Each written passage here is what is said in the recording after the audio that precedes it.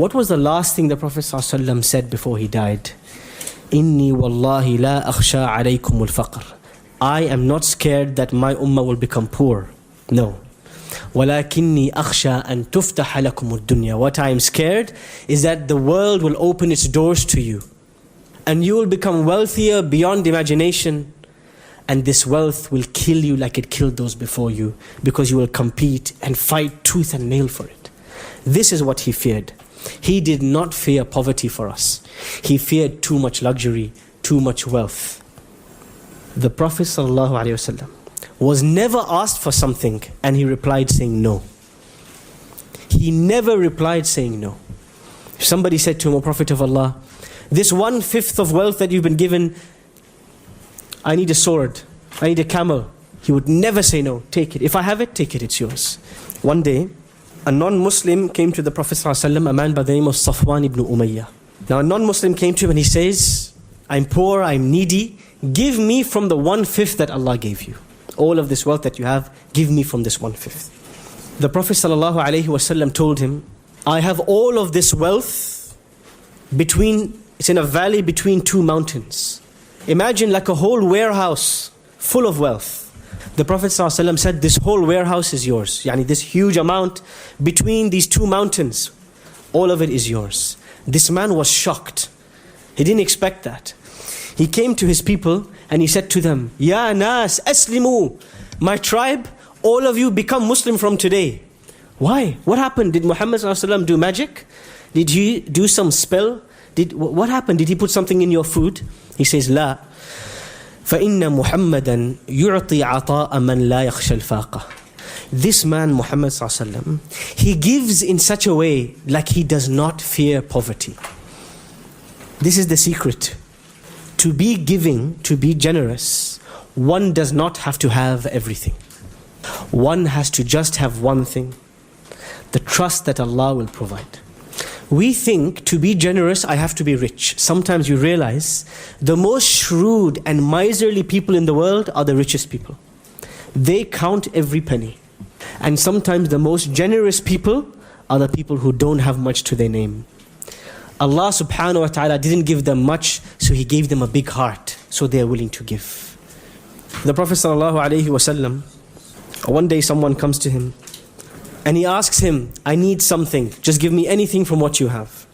And on that day he says, Ma indi shay, today I have nothing. The Prophet sallallahu alaihi wasallam on that day had nothing. But he says, Walakin ibta' alayya. But come, let us sell something that I have. And if I get somebody comes and buys something that I'm selling, we can share it between us. So Umar ibn Khattab says to the Prophet, O Prophet of Allah, why are you doing something Allah did not oblige you to do? Allah didn't tell you, subhanahu wa ta'ala, if somebody asks you, sell the stuff that you have at home and give them. Allah said, give if you have, don't have, leave it. So one of the Ansar said to the Prophet sallallahu alaihi wasallam, he says, no, O Prophet of Allah, anfiq. وَلَا تَخْشَ مِنْ ذِي الْعَرْشِ إِقْلَالًا. Spend what you have and do not be scared that Allah is going to bankrupt you. He's going to provide for you. The Prophet ﷺ, he smiled until his molar teeth could be seen. This beaming smile that would light up Medina. And he smiled and he said, بِهَذَا أُمِرْتِ. This is what Allah asked me to do. This was the giving nature of the Prophet ﷺ. But where did his generosity start? Was he generous to everybody who passed by and asked him something? But then when his wives asked him something, he said, sorry, I haven't got enough. Where did his generosity start? It starts at home. It starts from everything good starts from home. If you want to develop the generosity of the Prophet ﷺ, the place to start is not with some person far from you. It is to start with the people closest to you. Allah subhanahu wa ta'ala says in the Quran, who are the first people we should give? Dhil qurba, the people closest to you. Sometimes we are the most lovely, smiling, jovial people to people outside the house. Come inside the house, we come in, it's like a storm entered the house. We go out with our friends and we're fighting at the cashier until there's like a whole brawl, the police is called, somebody's imprisoned, somebody's arm's been broken just because you wanted to pay the bill. Khalas, we get it, you want to pay the bill. You come home, your spouse says, can you go out for some tea? Don't we have the kettle? Your child says, take me to this place. Can I please have some ice cream? It's a hot day. Ice cream? We have juice in the fridge. Subhanallah, people are dying. People are dying and you want ice cream? This child is thinking, people are dying, people are dying. My dad is always saying, people are dying. Yes? So when we're at home, we become tight, we become cowardly, we lose all of our good qualities. But that's the real you and me. That's the real you and me. Everything we do outside the house, it's a show. The real test, who are we at home? When the Prophet ﷺ would get some wealth, he would look at who can he spend on with his family. But before spending his wealth, what was the most valuable thing in the life of the Prophet ﷺ? More than money. Yes, his time. What do they say today? Time is money. Time is more valuable than money. Can you get money back if you lose it? Yeah, you can. If you lose the money, you can earn it back another way. But can you get time back when it's lost? Never. Sometimes we are not miserly with our money.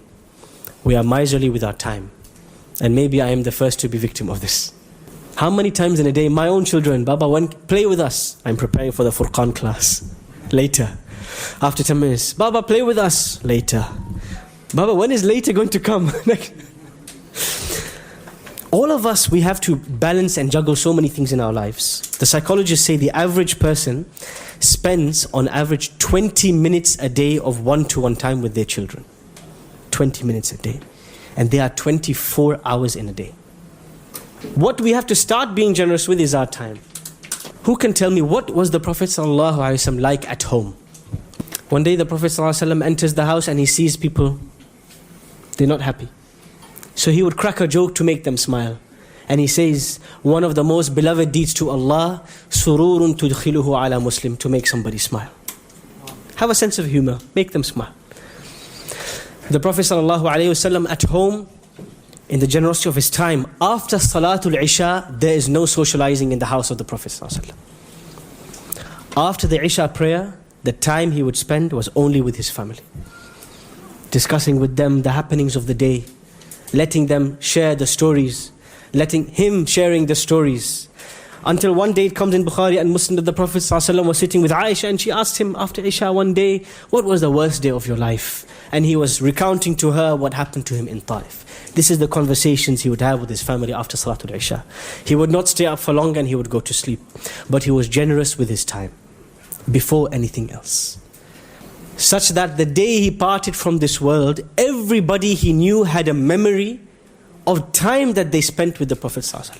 He may not have given them wealth, he may not have bought them a gift, he may not have given them cash, but he gave everybody time.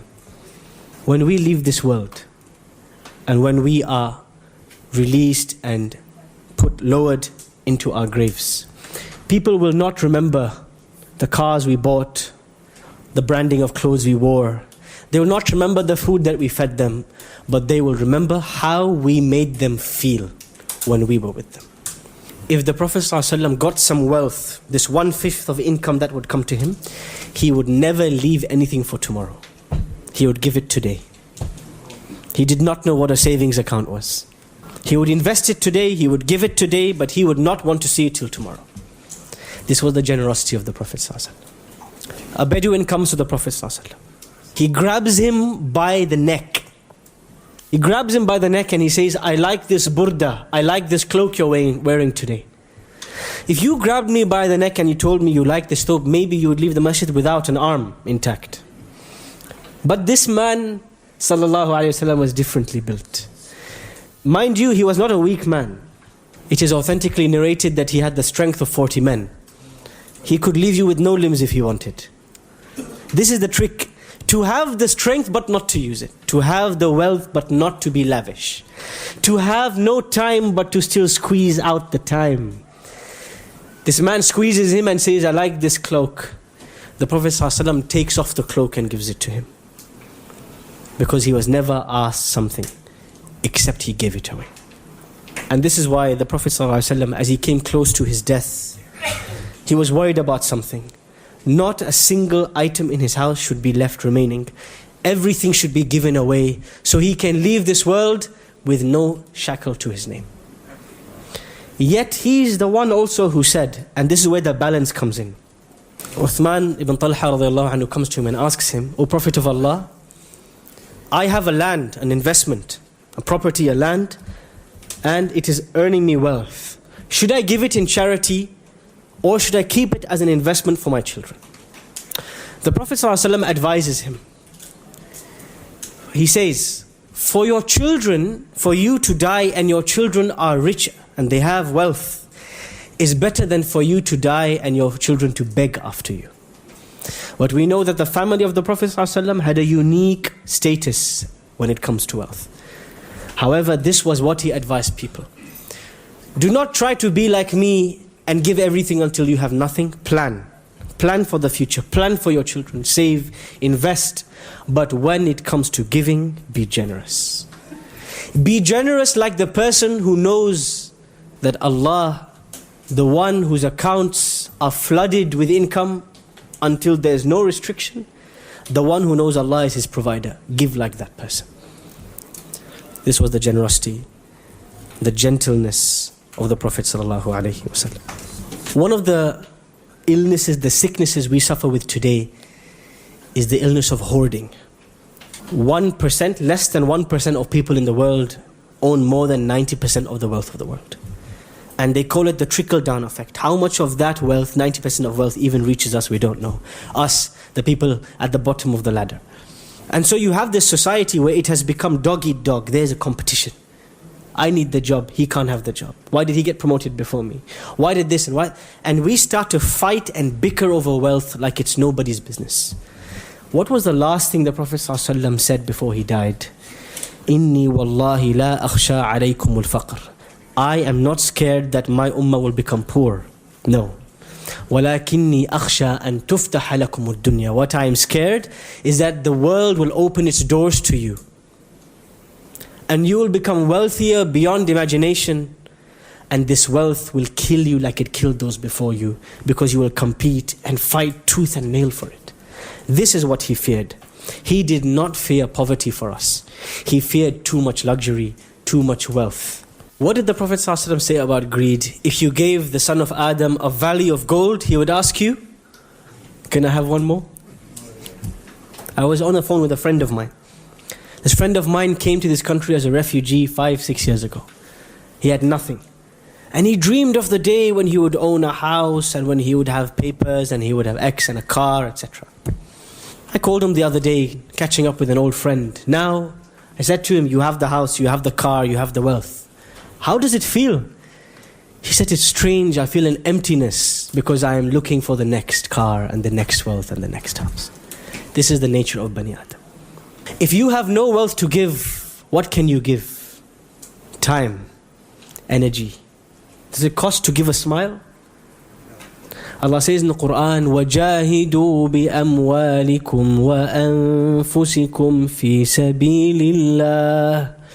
Sacrifice your wealth and yourself for the sake of Allah.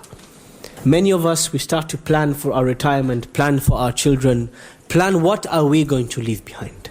What investments should we make? Where should we save? How can I get the income? Where should I spend it? But many of us don't realize what people will cherish most after we left is the company we gave them and the way we made them feel. When the Prophet ﷺ passed away, Anas ibn Malik radiallahu anhu says, the first person, he leaves Medina because he cannot stand the memory of the Prophet. Who is he? Bilal radiallahu anhu. The man who used to call for prayer. He cannot stand to live in Medina anymore because everywhere he looks, who does he remember? He remembers Muhammad ﷺ. He cannot stand it. When the Prophet ﷺ's companions are asked, why is it that you cry after his passing? Did they say it was the camel that he bought? No. It was the house that he rented? It was the branding of shield that he used to have? No. They say it was the smile on his face, the softness of his hands, the presence of his body, the sweetness of his speech, the gentleness of his smile, the touch of his arm around your shoulder. The look in his eyes as you saw him gaze into yours. The way he would caress the head of the orphan and joke with the elderly. The way he would let nobody in Medina feel like they were alone because they had his company. This is what they will remember. Be generous. Be generous with yourself, your energy, your attention, your time, your love, your care, and your wealth. Because nobody will remember the money that you spent on your car, but they will remember the time that you spent with them.